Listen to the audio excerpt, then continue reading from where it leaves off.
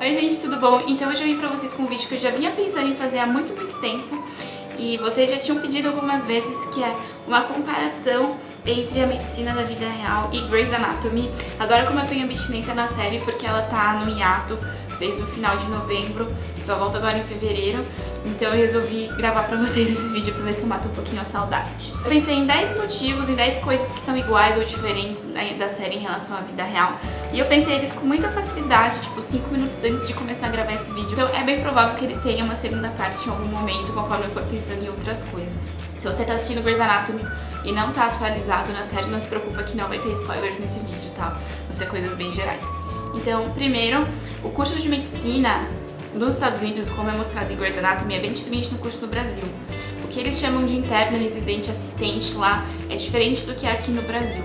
Então aqui a gente presta faculdade, presta vestibular já para medicina, que é um curso que dura 6 anos, dos quais os últimos 2 anos são internato. A gente é aluno de medicina nos 6 anos, mas nos 2 últimos anos a gente trabalha no hospital, no dia a dia, como interno. A gente ainda não é médico formado, não tem o carimbo, a gente tem que responder aos residentes, aos superiores, tudo que a gente fizer tem que ser respaldado por um médico que vai lá e carimbar, e se tiver qualquer consequência vai para esse médico que carimbou, não para o interno. Depois dos 6 anos de faculdade, a gente escolhe o que a gente quer se especializar e presta a prova de residência médica. E aí a gente pode fazer tanto na faculdade, no hospital que a gente fez a faculdade, ou em outro. E aí a gente se especializa no que a gente quiser. No meu caso, eu estou me especializando em ginecologia e obstetrícia, que são 3 anos. Quando eu terminar esses 3 anos, eu posso fazer outra prova para me especializar ainda mais em algum ramo dentro da ginecologia e obstetrícia, por exemplo, medicina fetal. E aí vai ser outro ano de residência ou mais um ano de especialização. Se eu quiser passar a trabalhar no Hospital das Clínicas, por exemplo, e ser uma das chefes lá, eu presto um concurso para assistente. E aí eu começo a trabalhar lá como assistente, recebo meu salário e vou supervisionar os residentes, por exemplo. No meio do caminho tem a preceptoria. Depois que a gente termina a residência, a gente pode ficar um ano a mais. Também é um concurso que a gente presta recebendo um salário, que é o dobro da bolsa de residência geralmente. A gente vai supervisionar diretamente os residentes, ver onde que os residentes vão ter que passar e organizar as aulas deles e tudo mais. E aí é uma coisa que dura um ano só, um contrato só de um ano. Você não é assistente, você não é um dos chefes do hospital, não coordena um ambulatório, nada, mas você é chefe diretamente dos residentes. Em Grey's Anatomy já é um pouco diferente. O internato que eles fazem parece ser muito mais especializado, como se fosse eu fazendo residência de ginecologia e obstetrícia. Eles estão fazendo internato só em cirurgia. Em cirurgia geral, mas é só em cirurgia. O que eles chamam de residente é quando eles já estão se especializando em uma área dentro de cirurgia. Então, quando a Meredith vai fazer cirurgia geral, vai se especializar em cirurgia de barriga, principalmente, ela está sendo residente. O Karev vai para pediatria, então ele está sendo residente em cirurgia pediátrica. Isso pra gente seria já o R+. Por exemplo, eu indo pra medicina fetal, por exemplo, que não é o que eu quero fazer, mas é só um exemplo. Aí, o que eles chamam de Chief Resident, a pessoa que vai ser o chefe dos residentes, é o que a gente chama de preceptor, que é o que a Bailey foi, por exemplo, pra Grey, pro Karev e tudo mais, e depois o que a Meredith acabou virando também, Chief Resident, para os mais novos e assim vai. E aí o que eles chamam de assistente é um pouco parecido conosco, com o que a gente tem lá, mas parece que lá, no que parece personagem, é meio que um fluxo, assim, você se forma, você vira residente e você continua lá como assistente. E aí, no Brasil, pelo menos aqui, assim, não é assim. Você tem que fazer uma outra prova, um outro concurso para virar assistente no hospital se você quiser continuar. 2.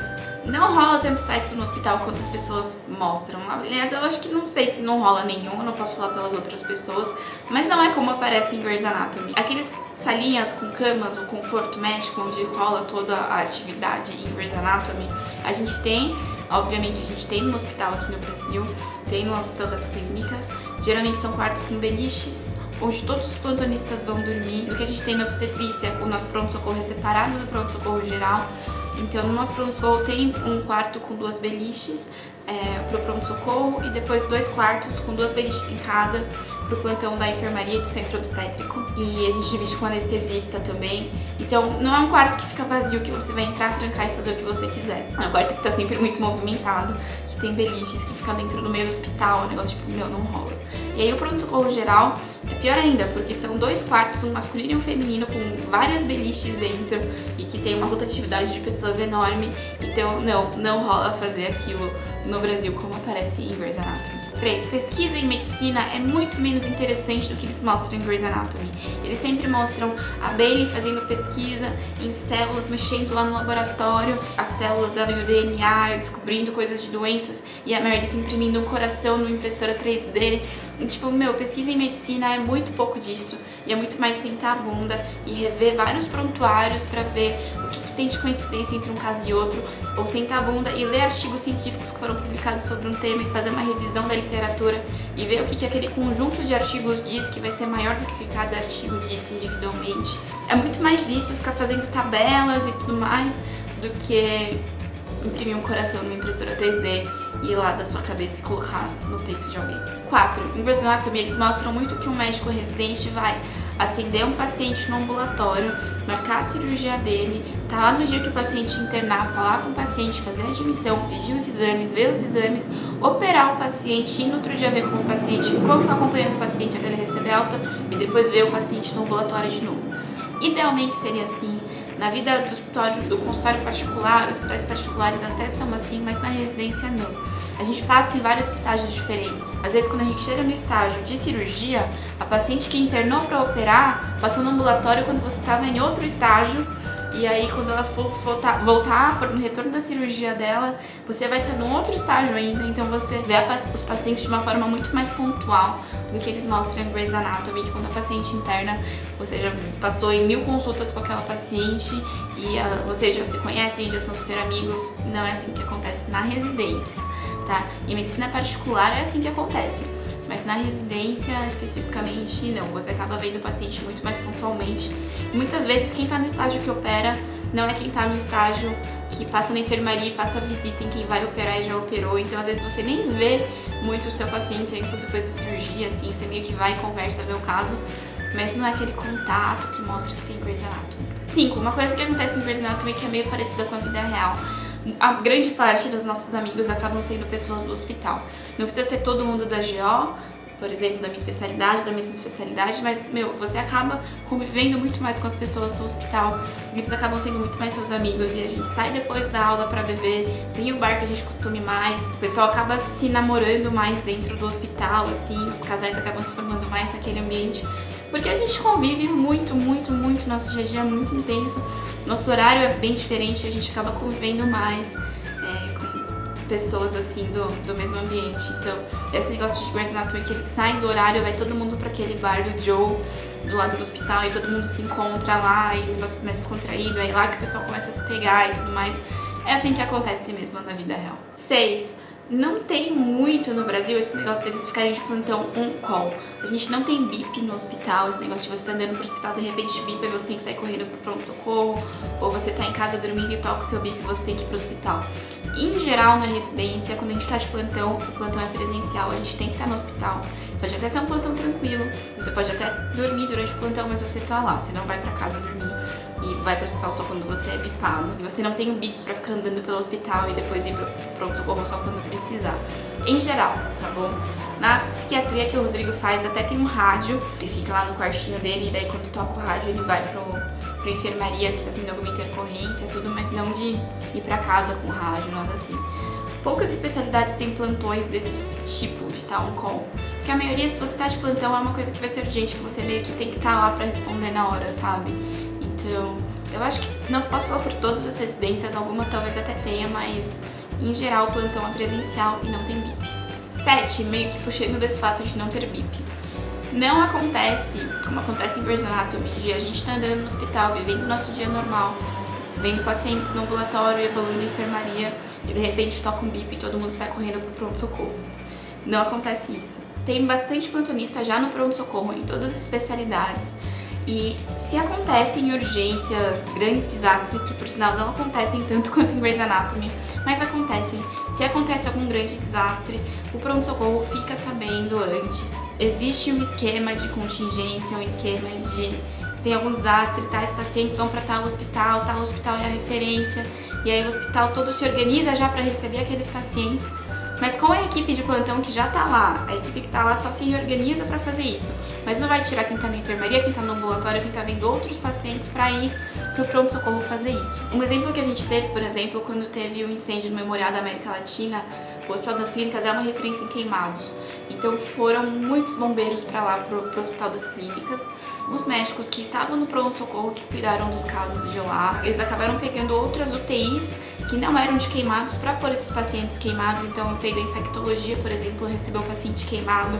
E aí o médico da infectologia tem condição de cuidar de paciente crítico, ele fazia os cuidados básicos, daí o cirurgião geral, o médico da plástica iam para fazer os cuidados diferentes que o queimado precisa.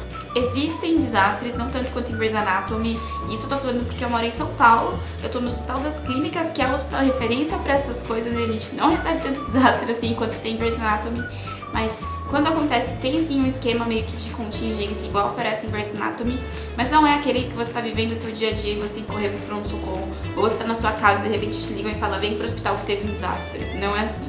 8. Infelizmente, não é todo mundo tão bonito quanto em Grey's Anatomy. 9. Aquelas cenas em que aparecem vários médicos correndo pra esperar uma ambulância chegar e tudo, é verdade. Isso é muito legal. Quando tava passando a cirurgia geral na primeira vez no internato, no 5º ano da faculdade, meu primeiro ano de internato, a gente saiu correndo pra receber o Águia, que é o helicóptero que leva pacientes de lugares mais assim, em São Paulo, mais distantes, ou que tem muito trânsito, casos mais críticos, e levam para o Hospital das Clínicas, e é exatamente isso que a gente faz. A gente sobe correndo pro 10º andar, o pronto-socorro fica no 4º, sobe pro heliponto e fica lá esperando já de luva, com a maca, tudo, o ambu, o oxigênio, tudo paradinho, esperando o helicóptero pousar. Sai correndo quando ele pousa, tira o paciente, leva na maca, sai correndo até levar pra sala de trauma, tudo. Essa parte é bem como acontece mesmo, eu fico até arrepiada de contar, porque foi uma das experiências mais legais que eu tive na faculdade, foi fazer isso, que pra mim foi ainda mais legal por ser com helicóptero, mas tem com ambulância também acontece a mesma coisa. E 10, outra última mentira que eles mostram em Grey's Anatomy, quando tem um grande desastre, não acontece igual aparece em Grey's Anatomy algumas vezes, do médico do hospital pegar o material, entrar na ambulância e ir para a área do desastre e começar a atender paciente lá. São serviços diferentes no Brasil, o serviço de resgate é um do SAMU, o serviço do hospital é outro. Então o médico do hospital vai ficar no hospital para receber os pacientes que chegarem lá. Os médicos do SAMU vão até a região do desastre, vão pegar, classificar os pacientes e levá-los para os hospitais que forem designados, os que ficarem presos eventualmente, em destroços, tudo. O médico do SAMU que vai fazer o primeiro atendimento lá junto com a equipe de bombeiros. Não tem isso da gente estar no Hospital das Clínicas, teve um desastre no Memorial da América Latina e vamos pegar nossa mochilinha e ir lá pro Memorial ajudar. São treinamentos totalmente diferentes do médico que está no hospital, do médico que vai atender em campo. Então é isso, espero que vocês tenham gostado desse vídeo. Se vocês gostaram, clique em gostei pra mim. Não deixem de se inscrever no canal pra mais vídeos. Se você assiste Grey's Anatomy também e já viu alguma semelhança ou diferença, deixa aí nos comentários. Mas eu certamente vou fazer uma outra parte pra esse vídeo, porque eu sou muito viciada em Grey's Anatomy e eu gosto bastante de medicina. E eu com certeza vou achar outras coisas pra falar pra vocês sobre isso. Tchauzinho, até a próxima. Ah, não deixe de seguir no Twitter, Snapchat, Instagram e Facebook, tá tudo linkado aqui embaixo. Tchauzinho.